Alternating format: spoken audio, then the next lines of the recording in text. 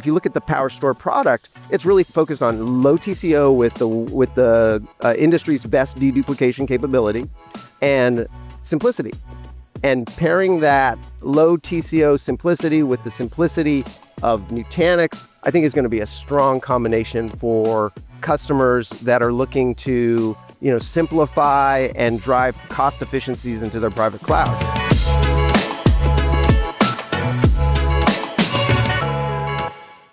All right, Travis, it's fantastic to have you here. Thanks you for joining us at .next 26 here in Chicago. Thank you for having me. It's been a while, right? I mean, we've been working together for a long time, us personally, but also Dell and Nutanix. Yeah. Can you give us more like that story, because you've been here from the very beginning with us?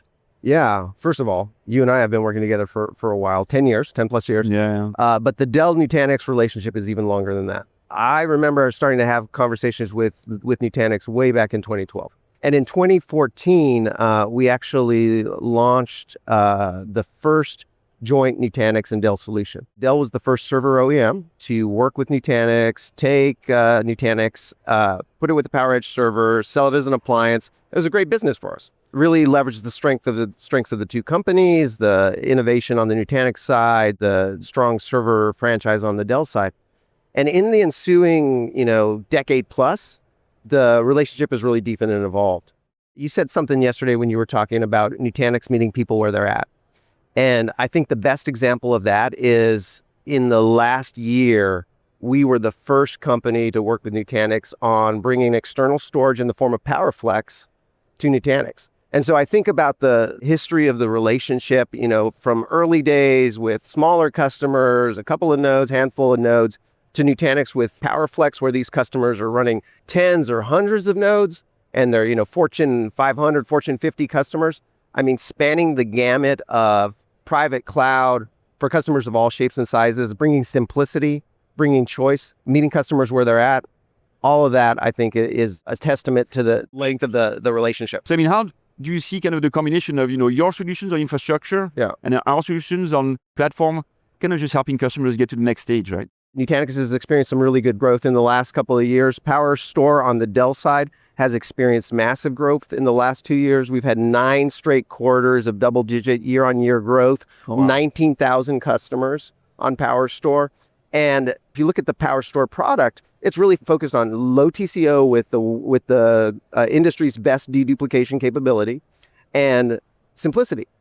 And pairing that low TCO simplicity with the simplicity of Nutanix, I think is going to be a strong combination for customers that are looking to, simplify and drive cost efficiencies into their private clouds. Yep. But even more importantly, if you talk about firsts, we are the first company to provide a layer of automation above that in the form of the Dell Private Cloud built on the Dell automation platform.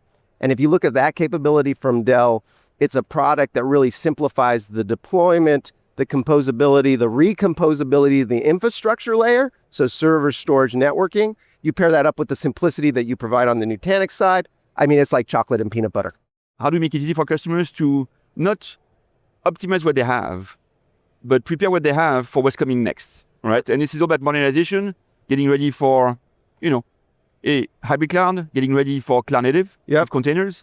And we couldn't be here and not talk about AI. What's your take, in terms of how Dell and Nutanix together can help customers and enterprise customers specifically, but we know there's neo clouds and so on, actually go from this AI vision to actual AI reality, right? And not get stuck with just, I have this infrastructure and how do I get this up and running?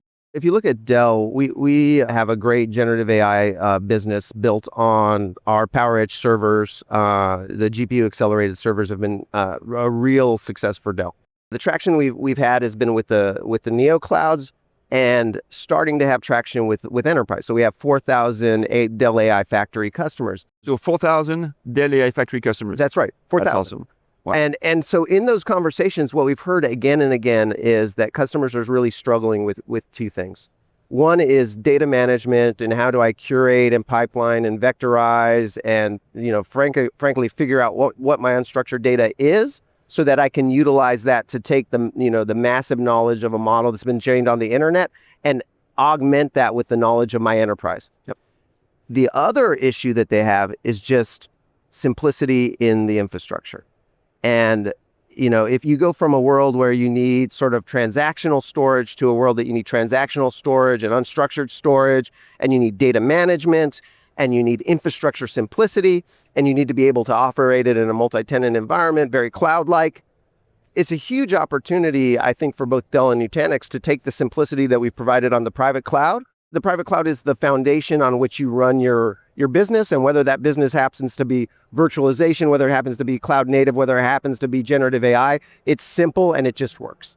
To me, like the key thing that you said here is there's AI infrastructure, and increasingly people have to go and think about this as a cloud AI infrastructure. That's right. We're looking at this whole transition now to the agentic era. Yeah.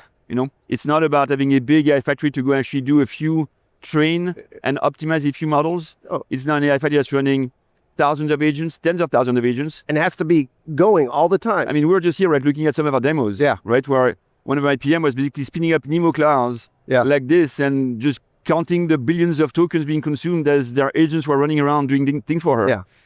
That's the future of AI factories. And you need to have a cloud security, isolation, multi-tenancy, self-service. Yeah. All of this has to be optimized constantly. So this is where this combo of fantastic hardware, the right data platform, which is where you're coming in, right? Yeah. And then that software that makes it easy to consume and gives you this automation and keeps it secure.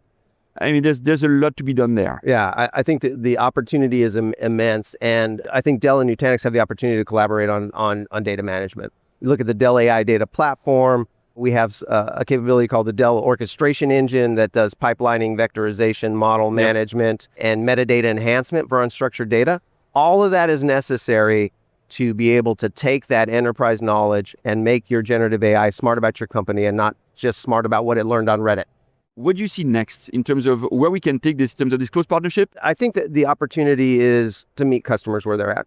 And customers are at a major inflection point. And if the combination of Dell and Nutanix can provide an easy path, no matter where they choose to go, and let's be honest, Thomas, you and I have been doing this for a while. They're still going to have VMs. They're going to have a lot of VMs. They're going to add containers. They're going to be doing generative AI on top of it. And so the infrastructure just needs to work with all of that. The future is really bright. A lot of customers right now are struggling to get access to new hardware. Yeah. So the fact that we're working together to actually allow them to go and deploy Nutanix on the Dell servers they have, the Dell storage they have on the floor, right, is also a big lift so that you can actually start moving in the right direction. Yeah. They need to go and revamp and reset your entire infrastructure. Yeah. Like leverage what you have, optimize it, and then use that now to jump for that next phase, right? Yeah, It's going to be like VMs on-prem, VMs in hybrid, containers, and a lot more agentic AI everywhere at this stage.